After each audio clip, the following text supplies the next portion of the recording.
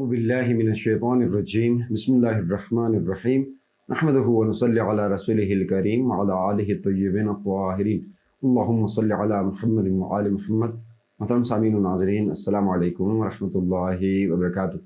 پاکستان میں یہ اجتماعی تصور پایا جاتا ہے کہ پاکستان میں اگر کوئی اہل حدیث کا یا اہل دیوبند کا نیا مدرسہ بنتا ہے تو یہ سمجھا جاتا ہے کہ یہ سعودی عرب نے فنڈنگ کے ذریعے بنایا ہے، یا کوئی مدرسہ اگر کافی عرصے سے چل بھی رہا ہو تو اس کو جو ہے یہ کہا جاتا ہے کہ یہ سعودی عرب اس کو فنڈنگ کر رہا ہے. اور اسی طرح اگر پاکستان میں کوئی شیعہ مدرسہ نیا بنتا ہے یا کافی عرصے سے کوئی شیعہ مدرسہ چل رہا ہو تو یہ سمجھا جاتا ہے کہ یہ ایران کی فنڈنگ پہ بنا ہے یا ایران کی فنڈنگ پہ چل رہا ہے. اور اس میں کوئی شک بھی نہیں ہے کہ چونکہ سعودی عرب ایک اہل حدیث اسٹیٹ ہے اور پاکستان کے اندر جو مدارس بنتے ہیں ان کے لیے وہاں سے یقیناً فنڈنگ ہوتی ہے. اور اسی طرح ایران ایک شیعہ اسٹیٹ ہے اور چونکہ دنیا بھر سے شیعوں کا خمس کا جو پیسہ ہے، زکوٰۃ جو ہے وہ ایران جاتا ہے، تو وہاں سے جو ہیں جو شیعہ مدارس سے شیعہ ادارے ہیں ان کو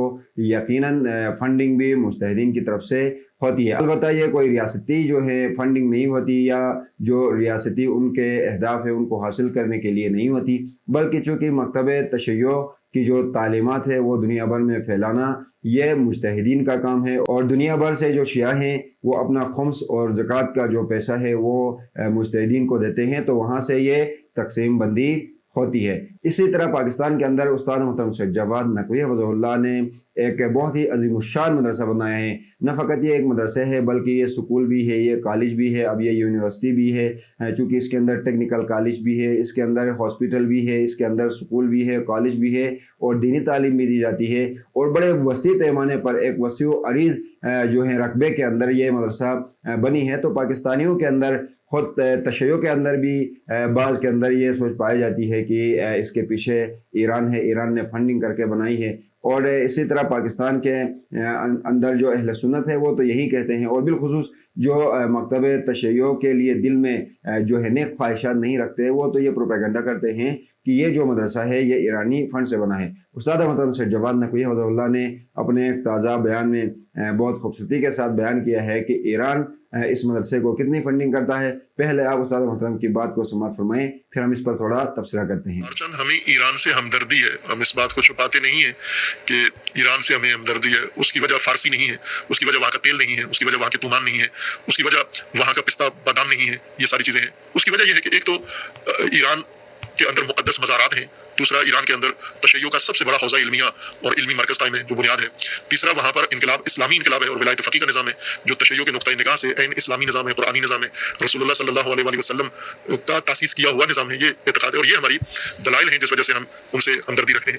لیکن یہ بات بھی وضاحت یہاں شاید ضروری ہوگی کہ یہ یک طرفہ ہمدردی ہے، دو طرفہ نہیں ہے. یعنی یوں نہیں کہ اس ہمدردی کا ہمیں کوئی ایران سے کریڈٹ ملتا ہے یا کوئی شاباش ملتی ہے، قطعاً ایسا نہیں ہے.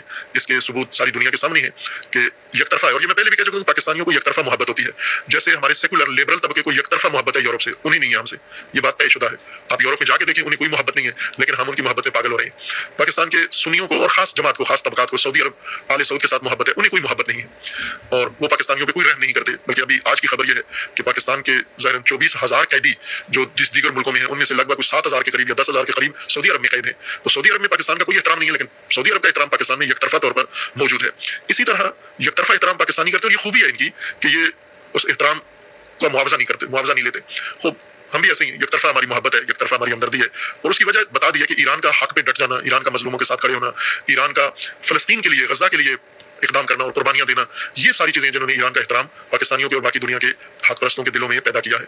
اور یہ بات طے ہے کہ اجرت ممکن ہے ایرانی دیتے ہوں کسی کو، اجرتی لوگ ہیں، اجرتی ہر طبقہ، ہر اجرت پہ سیاست کرنے والے، اجرت پہ مذہب چلانے والے، اجرت پہ فرقہ واریت کرنے والے، دہشت گردی کرنے والے، اجرتی قاتل، کرائے کے قاتل بھی ہوتے ہیں، کرائے کے باقی خدمت گزار بھی ہوتے ہیں، کرائے کے لیڈر بھی ہوتے ہیں. تو اجرتی نہیں ہے، کسی سے اجرت نہیں. مثلا پاکستان کا دفاع ہم پر واجب ہے، ہم اس کی اجرت نہ مانگتے ہیں، نہ لیتے ہیں، نہ کسی نے دی ہے. اور اسی طرح اگر ہم فلسطین کی حمایت کرتے ہیں تو اجرت پہ نہیں کرتے، اجیر نہیں ہے، مزدور نہیں ہے، کرائے پہ رینٹل نہیں ہے. یہ دینی فریضہ اور واجب ہے، فرض ہے ہم پر کہ ہم فلسطین کی حمایت کریں. اور ہماری فلسطین کے حق میں حمایت بہت سارے طبقات کو ناگوار گزرتی ہے اور وہ ہمیں دباؤ ڈالتے ہیں کہ نہ کریں آپ فلسطین کے حق میں. ظاہر فلسطینی اس قابل ہی نہیں ہے کہ کسی کو اجرت دے سکیں. اور اگر ہوتے بھی قابل تو ظاہر مسلمان امت کا فریضہ ہے کہ اس وقت ان مظلوموں کے لیے ہم کوئی اقدام کریں، ان کی مدد کریں، ان کے ساتھ تعاون کریں، نہ کہ ان سے اجرت مانگیں ہم. اور یہی پیمانہ ایران کے لیے بھی ہے کہ چونکہ ایران درست ہے، حق پر ہے، اور ایران مظلوم واقع ہو رہا ہے، تو اس لیے اور باقی جو میں نے دلائل ذکر کیے ہیں یہ وجہ ہے کہ ہم ایران کے ساتھ یک طرفہ ہمدردی رکھتے ہیں. دو طرفہ نہیں ہے، یعنی یوں نہیں کہ ادھر سے بھی ہمارے حق میں ایسے ہی بیانیے آتے ہیں اور ہمیں ایسے ہی سراہتے ہیں، نہ ہرگز ایسا نہیں. البتہ بعض لوگوں کے ساتھ اچھے تعلقات ہیں ایرانی نظام کے، ایرانی حکومت کے اور ایرانی سسٹم کے، اور ممکن ہے انہیں کوئی وہاں سے بالمقابل کوئی چیز وصول ہوتی ہو، لیکن ہم اپنی صاف بتا رہے ہیں. آپ اس میں تحقیق بھی کر سکتے ہیں، جستجو بھی کر سکتے ہیں، ثبوت بھی اس کے مہیا کر سکتے ہیں. آپ نے سماعت فرمایا کہ استاد محترم سید جواد نقوی حفظہ اللہ یہ فرما رہے ہیں کہ ہمیں ایران سے، ایرانیوں سے محبت ہے، اور اس کے پیچھے جو وجوہات ہے، سب سے پہلی وجہ یہ ہے کہ ایران کے اندر ہماری مقدس مقامات ہیں اور ہماری مقدس شخصیات وہاں پر مدفون ہیں. پہلی جو محبت کی وجہ ہے ایران سے ہماری یہ وجہ ہے. دوسری یہ کہ وہاں پر انقلاب اسلامی نظام ولایت فقیہ نافذ ہے. تیسری بات یہ ہے کہ وہاں پر ہمارے روحانی پیشوا ولی امر مسلمین حضرت آیت اللہ العظمہ سید علی خامنہ رحمۃ اللہ علیہ رہتے ہیں. اور چوتھی بات یہ ہے کہ ایران مظلومین جہاں کی مدد کرتا ہے اور شیاطین عالم سے اس وقت ٹکرایا ہوا ہے. یہی وجوہات ہے کہ ہمیں ایران سے محبت ہے. لیکن اگر یہ کہا جائے کہ ہمیں ایران سے محبت ہے اور پاکستان کے اندر ہم ایران کی بات کرتے ہیں تو ہم چھپ چھپا کر بات نہیں کرتے، بلکہ واضح الفاظ میں ہمیں ایران سے محبت کا جو ہمارے دل کے اندر محبت ہے اس کا ہم اظہار کرتے ہیں. لیکن اس کا جو صلہ ہے وہ ہم ایران سے نہیں لیتے، یعنی ایران کسی قسم کی فنڈنگ ہمیں نہیں کرتا. بالخصوص مدرسہ جامعۃ العروۃ الوثقیٰ کو ایران کی طرف سے کسی قسم کا کوئی فنڈ نہیں آتا. بلکہ یہ جو وجوہات ہے، 4 وجوہات استاد محترم سید جواد نقوی حفظہ اللہ نے بیان فرمائی، انہی وجوہات کی وجہ سے ہم ایران سے محبت کا اظہار کرتے ہیں. اور انقلاب اسلامی اور ایران کے اندر جو نظام نافذ ہے اس کی ترویج ہم کرتے ہیں، چونکہ یہ مکتب تشیع کے عقائد میں شامل ہے کہ اگر کسی معاشرے کے اوپر، مسلمان معاشرے کے اوپر حکومت کرنے کا حق حاصل ہے تو اللہ تعالیٰ کی ذات کو حاصل ہے، اور اللہ تعالیٰ کی ذات کو حق حکومت حاصل ہے سے مراد یہ ہے کہ اللہ کی زمین پر اللہ تعالیٰ کے نمائندے یا انبیاء کی صورت میں، یا ائمہ اطہار، ائمہ معصومین علیہ السلام کی صورت میں، یا اگر زمانہ غیبت کبریٰ ہے تو یہاں پر نائبین امام معصوم کی صورت میں حکومت جو ہے قائم ہو سکتی ہے. یہ الہی حکومت کہلائے گی. اس کی ہم دنیا بھر میں ترویج کرتے ہیں، لیکن اس کا مطلب یہ نہیں ہے کہ ایران کسی قسم کا فنڈ ہمیں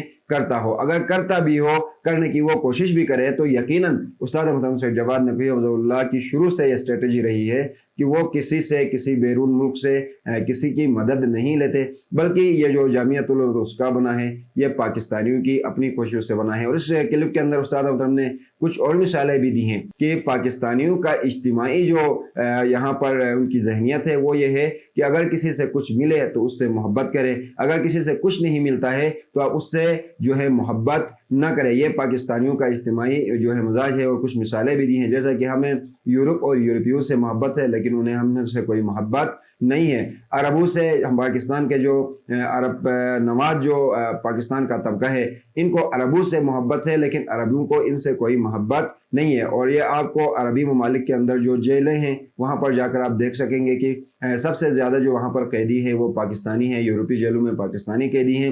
اسی طرح سے پاکستانیوں کا یہ مزاج ہے. اسی وجہ سے غزہ کے جو مظلومین ہیں بہت کم پاکستان کے اندر ان کی عملی طور پر امداد کرتے ہیں، لیکن جو سعودی عرب ہے جو اس وقت جو ہے غزہ کے مظلومین کے اوپر جو طاقتیں ظلم کر رہی ہیں ان کے ساتھ وہ کھڑا ہے، یہ ان سے محبت کرتے ہیں. یہی دلیل کافی ہے کہ پاکستانیوں کا یہ جو اجتماعی مزاج ہے وہ یہ ہے کہ وہ اگر کسی سے کچھ ملے تو اس سے محبت کرتے ہیں یا ان کے جو خیالات ہیں ان کی ترویج کرتے ہیں، لیکن اگر کسی سے کچھ نہ ملے تو ان کی بات ہی نہیں کرتے. لیکن جامعۃ العروۃ الوثقیٰ ایسا نہیں ہے، بلکہ اگر یہاں کے جو طلاب ہیں، یہاں کے جو علماء ہیں، یہ ایران سے اگر محبت کرتے ہیں تو اس کی کچھ اور وجوہات ہیں، اور ایران سے اس مد میں کسی قسم کی امداد نہیں لی جاتی. لیکن پاکستان کے اندر دیگر مدارس ہو سکتا ہے ایسے ہوں گے، کچھ شخصیات ایسی ہوں گی جو ہیں ایران سے فنڈنگ لیتے ہوں، لیکن جامعۃ العروۃ الوثقیٰ اس معاملے میں خود کفیل ہے اور وہ پاکستان کے اندر نظام اسلامی کی ترویج بھی کرتا ہے، پاکستان کے اندر مکتب تشیع کی ترویج بھی کرتا ہے، پاکستان کی نوجوان نسل کی علمی فکری